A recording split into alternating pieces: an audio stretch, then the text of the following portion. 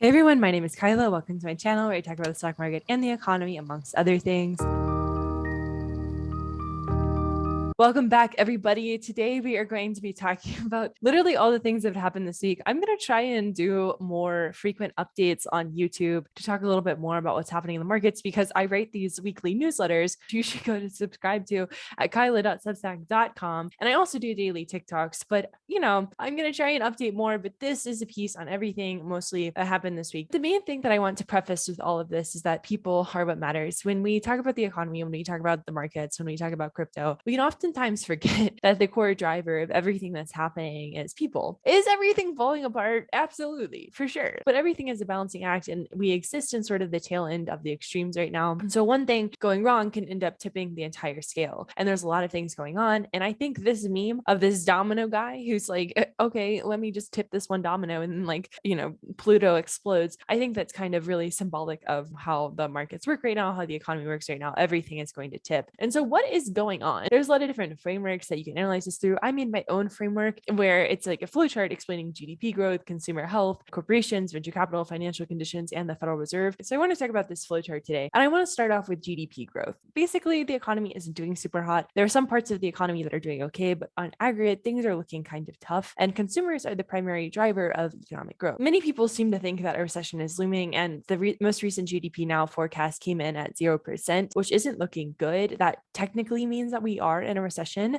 If that number comes to fruition, it's just an estimate. It's just one number estimating one thing. But if that's true, if GDP growth is actually 0%, we did have negative GDP growth last quarter. So that could mean that we are in a technical recession. Of course, the actual definition of a recession is not 2 quarters of negative economic growth, even though a lot of people seem to think it is. That's not true. The Fed sort of hinted at a recession coming in their most recent numbers, or at least implied through their forecast that there's going to be some sort of slowdown. And that's all fine and good. Like, numbers are good, forecasts are good, estimates are good. But the most important thing is people. People are not feeling good. Consumer sentiment is low, and there's a lot of worries about what's coming next. So recession is scary, right? I did a whole piece on this last week or 2 weeks ago, but I talked about like how people were rooting for a recession. And when you root for a recession, I don't think you quite understand like what that price is and what that means for you. Like, if you think that you're going to get a house on sale during a recession, number one, look at mortgage rates right now. Consumer sentiment impacts how people spend. So consumer sentiment is the core driver of GDP growth, and sentiment is the core driver of consumer spending. And consumer spending is a function of borrowing, and indeed consumers are borrowing a lot, as shown by credit card data, income, which has increased but not at the pace of inflation, and savings, which is a strong stockpile that was generated during COVID but has rapidly depleted. And so as the Bank of America writes in their consumer checkpoint, total credit and debit card spending remains well above 2019 levels, though has been easing lower recently. And that spending metric has shown up in retail sales, which are still above trend but are rapidly weakening. Spending is rotating more into things like food, gasoline, rent, and away from items like automobiles. And there are a lot of forces that work here. So a rotation to services spending, frustration with shortages, and avoiding things that have become too expensive. But it's a flashing red belt. Semi-relatedly, market sentiment is at all-time lows, and that drives spending. And so consumer spending is 70% of all GDP growth. So policy is largely incentivized to keep people spending. Consumer sentiment is formed from a lot of different things,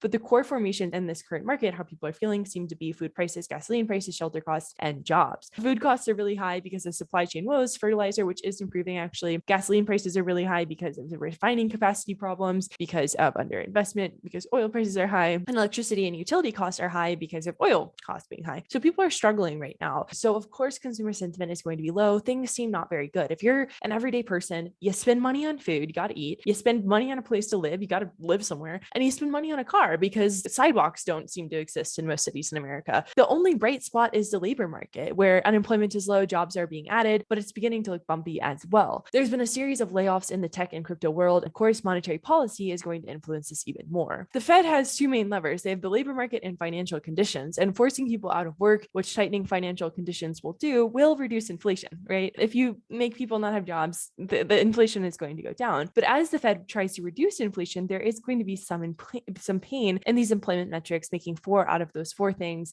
driving consumer sentiment even more broadly. But people are, feeling bad, and that enough could drive us into a recession. Expectations are everything, and the Fed knows that. Gas prices are really high. which makes people feel bad because all of a sudden a lot of money goes towards keeping your car on the road. And gas prices are clearly a part of the Fed's dual mandate at this point, but they literally cannot control it. They cannot pump more oil out of the ground by raising rates. It's all about incentives. It's all about nudge. If somebody was like, what is monetary policy? This is just nudging the economy along. It's not really like doing anything directly. It's just nudging mortgage rates. It's just nudging lending rates, right? And part of the problem with gas prices is a lack of supply. So US refineries are shutting down, sometimes because they don't have a buyer, from natural disasters, from conversion to biofuel production and not crude oil. There's also a lack of money. So investors are practicing capital discipline. And an element of this is policy uncertainty, where if you're, investing in oil, what are carbon taxes going to do to your investment? What is ESG going to do? These people are driven by making money. So it's logical that they'd be like, oh, I don't know. I don't know if I want to do this right now. There's an incentive for shareholders to not want fossil fuel supply to grow, even though we really need it. We have an energy crisis, and energy is everything. It's food, shelter, electricity. There's fiscal policy decisions that could support this because the Fed can't raise rates and make oil come out of the ground. They can only try to normalize supply and demand, make people buy less gasoline, but that breaks down the whole economy because it ruins consumer sentiment. So if you're like, stop buying gasoline, everybody, because we need to make oil prices go down, that is like, people are going to be like, this freaking sucks. All the dominoes begin to topple. The Biden administration needs to do more. Accusing the industry of price gouging isn't going to make more oil come out of the ground. Taxing them more is not going to expand refining capacity. You got to play the game in order to win it. ExxonMobil wrote a pretty powerful statement to President Biden asking for clear policy, infrastructure support, and waivers of things like the Jones Act's provision so they can produce more oil. And this gets into corporations. So consumers influence corporations too. There were a lot of different avenues, including spending. Retail sales have contracted as people decide that new cars are not in the budget right now. And as mentioned earlier, consumer credit is surging. Corporations are hurting right now too. The US dollar has gotten stronger because it's a safe haven asset during times of uncertainty like we're in right now. But if a company has operations overseas, and a lot of them do during this time of globalization, they're going to suffer from exchange rate conversion. A stronger dollar hurts exports. And there's also price sensitivity. So consumers are becoming more sensitive. So companies aren't able to pass off costs as easily, which hurts their margins. And then there's also credit market stress. So if you're a corporation trying to get some lending right now, the bond market is like, you suck a lot and maybe you won't be able to pay that back. And then spreads widen, right? Because everyone's like, we don't know if they're going to be able to pay back this debt that they're taking out, right? And junk bond spreads are over 500 basis points, which is not good. And basically, when you can think about spreads widening, that's not great because that means people are like, you must give me more in order to help this company finance their operations or take out this debt. As a note, corporate credit stress could deter the Fed's path forward. If the bond market is blowing out, they sort of have to step in and fix that. There's also deflation with too much stuff. So companies have excess inventory, which is largely deflationary, but it bites into profits. And so you might be like, that's great. I don't want these big corporations to be making a lot of money, but the issue is incentives. So if corporations are not making a lot of money, they do things that are not good for people. They employ people, right? And so if all of a sudden, they have excess inventory, they have lower margins, they're underperforming, they're going to fire people. And that circles back to the whole consumer sentiment thing with jobs, right? So everything is intertwined. If one domino topples, the whole line topples down. This gets into financial conditions. So financial conditions are the main dominoes that the Fed ends up influencing, not oil production. So it's assets and markets and other things. And the focus is really the stock market. So people are feeling really bad because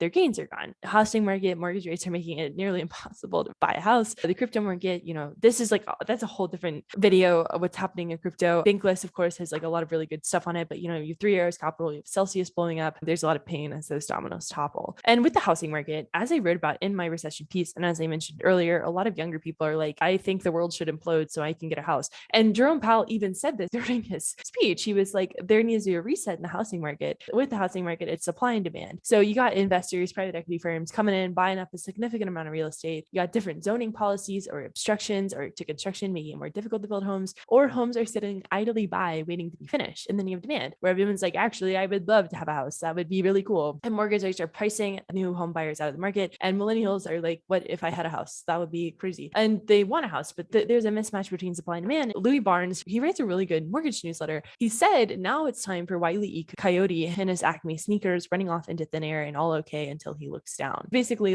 the mortgage market is going off a cliff. We've been running so long in so many different directions of the market, the housing market, the stock market, the crypto market, and the ground has essentially disappeared from beneath us. And headlines have completely shifted over the past few months. You've just seen a complete shift in sentiment. Borrowing costs have increased a lot. The main lever that has changed is mortgage rates. So it's become way more expensive to own a home. As Redfin writes, a 30-year fixed mortgage is looking at a monthly payment of $2,500 $1,500, up from $1,600 a year ago. That's a huge difference. That's over almost $1,000 difference per month, which is, that's a huge part of people's budget. And so we're starting to see the supply and demand mechanics normalize with rates north of 6% that prices over 18 million people out of the housing market, demand destruction. And this was before the 75 basis point hike. The force of the move in mortgage rates is enough to knock anybody out of the market. If you spend time thinking about buying, you might not be able to afford to buy by the time you make a choice. And there's pressure on the rental market, right? So like that's 18 million people that are re-entering into the rental market and they're buying apartments or they're renting apartments. And so that's not good either. And then it's the fast and furious Fed. So things are getting worse because the Fed is not planning on pulling back on raising rates anytime soon, which nudges mortgage rates up even more. And this is that tightening of financial conditions. There's no bid on mortgage-backed securities. The market does not want to touch mortgage-backed securities. It's not attractive to the market because they're like, this is kind of crazy. Like, are these people going to be able to pay it back? And so that's going to push mortgage rates up even more to get buyers in there. There was no bid on mortgage-backed securities. Like, yikes, man. That means like liquidity is literally so low. If you had a glass of water, that thing will be empty. That's what the liquidity on the mortgage-backed securities market is looking like. But the supply and demand issues that I outlined earlier, as Connor wrote, while higher mortgage rates and less panic buying might help relieve imbalances in the short term, it's doing nothing to address the longer term need for more homes. Ryan in Buffalo, who's like a really fun Twitter account, wrote a really good thread on his apartment stating that it'd be illegal to build his apartment building in 99% of urbanized land in the US today, including his own neighborhood.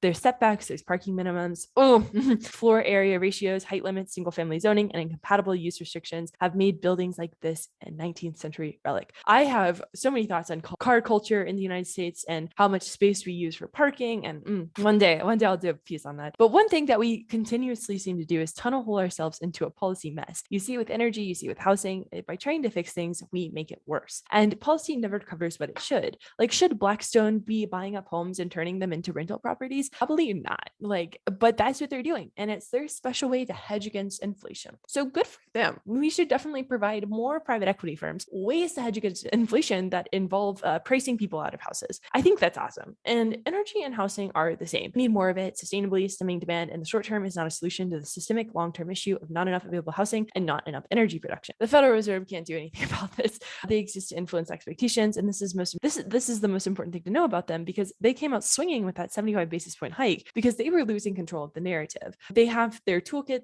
that helps them do this, but the goal is really to scare the shit out of the markets. They do this in a few key ways. They have the Fed funds rate, and that's what people are talking about when they say that the Fed raises rates. The Fed nudges around the Fed funds, which influences all the other rates in the economy, mortgages, autos, loans, etc. When rates go up, that means everyone is like, it's going to be so expensive for you to loan, and that means the economy slows down. And then you have the balance sheet. So the Fed is now engaging in quantitative tightening. They provide less support to the market because they're engaging in the Fed vacuum, shout out Joey, versus the Fed money printer. And there's also the reserve requirement and the discount rate. So they have other things that basically encourage banks to not lend out, and that causes the economy to slow down because less money is sloshing around. The most important thing to know is they have a balance between credibility and action, and the market usually believes them, right? They've been managing expectations really well, and they actually really haven't done a whole lot of contractionary monetary policy. They've just kind of been saying stuff, but now their credibility is at risk because everyone is like, Fed, you're kind of behind here, which explains the 75 basis point move, which ironically might hurt their credibility down the line because the Fed has a hard job. And like, I've been called a Fed sympathizer before, but like, they have a hard job, right?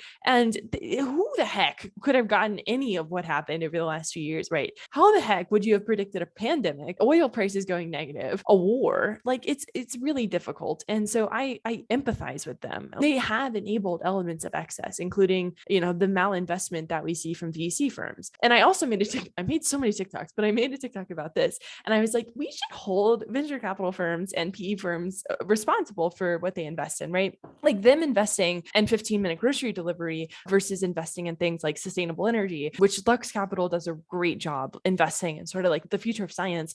But other VC firms that have like very, very large allocation money to allocate don't necessarily do it as good. And I do think there's a level of responsibility here. And so people will argue and be like, well, the Fed enabled them to do this. And it's like, geez, man, like everybody's an individual actor that can make their own decisions. There's lines of responsibility. I'm not saying that the Fed is not responsible for what has happened, because obviously obviously, yes, but there are other people who, who could have made this world better. Anyway, but that's not how the market seems to operate. Everything is bifurcated. Everything is one tail end or the other. And the knowledge that there's polarization is the only common ground that seems to exist. And this is the Vibeset shift. The Fed manages expectations, but I do think that expectations are going to have to shift. The OECD came out with their economic outlook paper for 2022, and they were big on a trash can lid. And they were like, hey, everybody, the world economy is probably going to collapse. And their three main points were the war, a slowing recovery, inflationary pressures have intensified, and the cost of living crisis will cause hardship and risk famine.